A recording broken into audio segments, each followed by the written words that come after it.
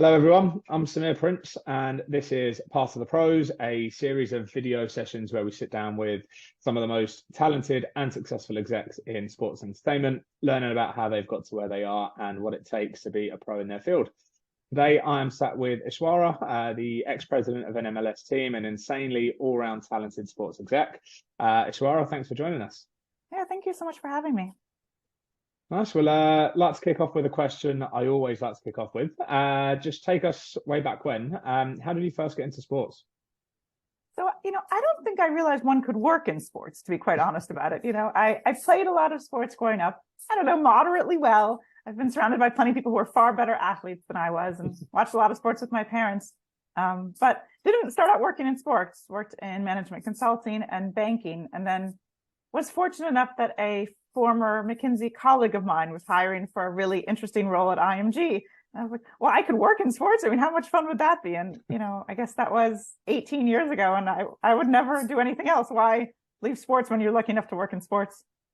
Yeah, why not? I mean, you touched on it just then, but I think your career path is very, very interesting in, doing everything from being an analyst to leading up to strategy, business development and partnerships. Was this a path that you'd kind of set out as something you wanted to do from day one, or did those opportunities come your way throughout your career? Maybe a bit of a kind of blend of the two? I think if you had asked me what I wanted to do when I was, in high school or college, I probably would have told you that I wanted to run for office. Okay. And I still think that maybe one day when I retire, I'll be like an ambassador to a lovely foreign country. Because I really love, and it's actually worked out well career-wise, because I really love working with people from all over the world. And, working in business is often a little bit of an exercise in politics sometimes, unfortunately, as well. No, I don't think early in my career I sort of meaningfully planned this path. When I first worked at McKinsey, I really liked fixing things. I still love that. I love asking questions and fixing business problems, but it's just more fun to do it in sports. I mean, I worked in Lehman Brothers after McKinsey and learned a lot about financial statements and analysis, but learned that banking's kind of boring. Like, it's a wonderful skill set, but there's nothing better than actually being passionate about what you do and the products you're offering. And I just couldn't quite find that passion for investment banking products. It was a great experience. I would recommend to anyone to work in consulting or banking to learn a lot, but I just wasn't passionate enough to want to do it forever. Yeah, makes sense. I think once you get a taste for what sports is like, it's kind of difficult to come away from it, right? Yeah, definitely. Okay, cool. And growing up, I speak to a lot of people who have always had, whether it be role models or mentors that they've worked with that have kind of played a big impact in their careers. Is there anyone that you would say, looking back, has played a significant part in helping to get you to where you've got to? I'm sure there'll be probably a list of people, but anyone that really kind of sticks out? Yeah, I mean, there were a few people I worked for at IMG that were really wonderful. Andy Pierce, Lawton Logan, David Aberton, and then Jeff Reese at Yahoo are the people who come to mind a lot. I think what makes them different than anyone else is that I always like to say that they knew me. They knew what my strengths and weaknesses are, but they also knew my dog's name and my kid's name, and they cared about me as a person. And I learned a lot from them, but they were also willing to challenge me. And one of the things that Andy Pierce said to me, one of his favorite things he said to me, he goes, Ishwara, I always thought I sort of wanted to be a chief operating officer and be the person behind the person, like the one doing all of the work and the strategy and operations. And he said to me at one point, he goes, you'll never be as successful as you could be or should be if you don't drive revenue. Okay. Yeah, I think that makes sense. Or then, Jeff Reese once said to me, he goes, we were doing a big negotiation with a betting company. He's like, Ishwara, you've done a lot of work, and I understand that you know your position and what we want to get out of this negotiation. Because, but if you thought about what the person on the other side of the table needs to get to look good coming out of this, he goes, because a good deal, everybody feels maybe a little bit disappointed, but everybody feels that we got to a pretty fair outcome. But what will make him look good when he goes back to his boss? Because I'd spent days, weeks, months looking out for what I wanted, but I was like, I never really, it seems obvious, but I never really thought about that. Yeah, it's that perspective, isn't it? Which usually tends to come from those mentors. So, okay, nice. Glad to hear that you had a few people, I guess, that played an impact in your career from an early stage. And I guess speaking more maybe generally across the industry, sitting in my shoes, I speak to a lot of people on a day-to-day basis who are looking for new opportunities, and the majority of the candidates that are currently out there looking for new roles and applying to new roles are males, right? And we're as a business trying to drive some more initiatives to help support in getting more female leadership, but not only leadership, also at the kind of junior and mid levels as well. What do you think, I guess, as an industry, we could be doing more of to try and, I guess, encourage those that are at a senior level to be pushing for those CEO or pres level jobs as you did, or, you know, encouraging those people that maybe at the earlier stages of career to say, hey, look, there is an industry here in sports that, you know, is heading in the right direction? Yeah, I mean, I think a few things to think about. One, as you know, sports is an industry like every other industry. There are jobs in HR and legal and marketing and sales, and you can hire people who haven't worked in sports forever to do those jobs. I think that's one great way to increase diversity. Your accountant doesn't need to have worked in sports to be a good accountant for you. In some roles, it's certainly more difficult, but one good way to find, as you know, you do this, you know, all day, is to find people from other industries where it's relevant. I also think, you know, the sports industry has made a ton of progress. So I host this bi-monthly gathering of women executives in sports in New York. And it's been amazing to see like the camaraderie, because we've been debating adding men.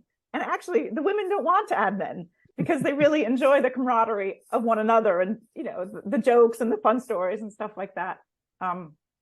Lastly, I think broadly, every industry, sports is one of them, needs to improve flexibility. I think it's not just for women, it's for anybody who has anything in their life besides work that matters to them, be they kids or sick parents or a dog, or I have a friend who wants flexibility so she can be a yoga teacher on the side. It doesn't really matter. But I think especially coming out of COVID, people just want more flexibility. And I've, as a leader, tried to be more transparent in that in my own life. I'll say, you know, I'm leaving early today to go watch my son's flag football game. You can call me if you need me, and I'll be working probably till midnight to finish up the work. But it's important to me that today between 5 and 6 p.m., I'm going to watch my son's flag football game. And you should do the same for whatever that equivalent is for you.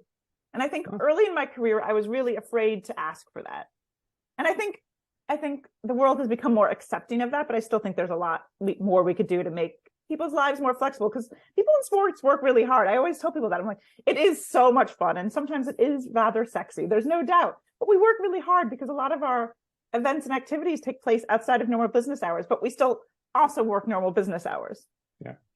Well, a lot of good tips and advice there for those employers that are looking to drive some more hiring into their teams and businesses throughout the course of this year. So you briefly touched on you know, the group that you've got going on there, Ishwara, and the bi-monthly events that you run.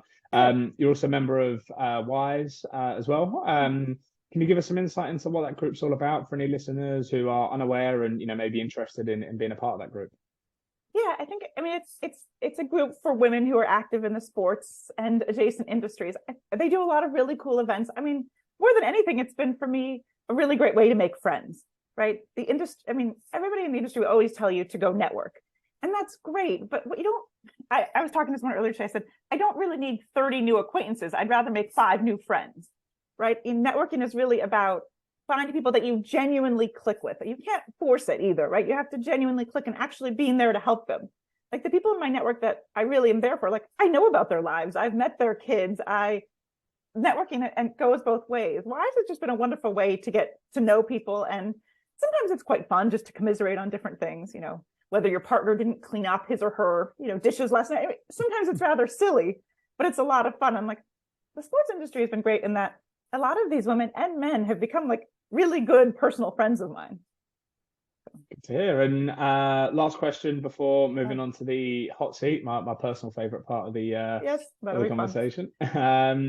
Any last tips or one kind of golden piece of advice that you'd give to any junior people out there that are looking to find a way into industry, maybe a little similar to me and you, Ishwara, where perhaps we weren't just quite good enough to make it pro and we had to kind of look elsewhere?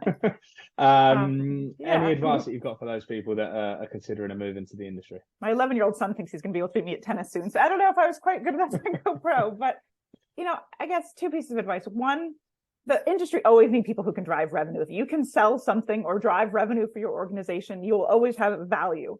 I always especially encourage people, if they have those skills or feel comfortable doing that, to pursue that. And then 2, you know, to network in earnest, but also, you know, to not only network with people who are much more senior than you. A lot of us who have a lot of good relationships actually built our relationships when we were both relatively junior. And then, you know, over time we've become more senior, but like we've known each other for 15 years. And when I call him or her, we're legitimately friends. And there's just something actually there, like build your network based on friendship and be there to try to help people when you can. And actually, like a few weeks ago, I actually helped someone find a job, and it feels really good to be useful and helpful to people. Nice. Appreciate that, Ishwara. Perfect. So, like I said, exciting part of the conversation. Quick fire round of questions. Would you rather? So we'll dive straight into it. Kicking off with the Montreal Canadiens or the New York Rangers? Canadians. My husband's a huge fan. Super Bowl or the World Cup? I've never been to the World Cup, so I'd like to try that. Okay. I've been to the Super Bowl. It's amazing, but I've never been to a World Cup. NBA or the MLB? Oh, I grew up watching a lot of baseball with my dad. Today, I find that I cannot convince my kids to watch baseball. It makes me sad, but they prefer the speed of the NBA. Makes sense. Venus or Serena Williams? Oh, I love Serena. If I could get them to adopt me into their family and make me their new best friend. My husband loves Venus, but Serena has my heart. I love her spunk and feist, and she's amazing. So. East Coast or West Coast? I grew up in California and live in New York. I love the California way of life, but New York's the center of the world, so I can't leave. I think I know the answer to this one, but I'm going to ask it anyway. Dog person or a cat person? Well, I have a big golden retriever sitting under my desk right now, but I grew up with 3 cats. So. I'm surprised he hasn't spoken up throughout the course of this interview so far. Oh, I know. He barked a lot last week while I was doing something important. A holiday in the Alps or a holiday at the beach? I don't like the cold, but I can't sit still on the beach. My ideal holiday is like a holiday in a big international city. Tokyo, Paris, London, Rome, Buenos Aires. Okay. Mexican food or Chinese food? Oh, I love all kinds of food. Both. Sorry, I'm not a very good yes or no, but I just love food. And last question, Forsyth Barnes or anyone else? Oh, definitely Forsyth Barnes and definitely you, of course. Look, I mean, I think we've all known a lot of executive recruiters in the business, but a good executive recruiter actually really cares about the client and the people. That makes a big difference. 100%. Well, look, Ishwara, really appreciate you joining the session. Thanks so much. It's been a pleasure having you on. Thank you. It was so much fun. Thanks for having me. Thank you, everyone, for watching. Next week, we are sitting down with someone who started his career at JP Morgan and has worked his way up to leading brand consulting for one of the largest sports agencies in the world. I'll see you then.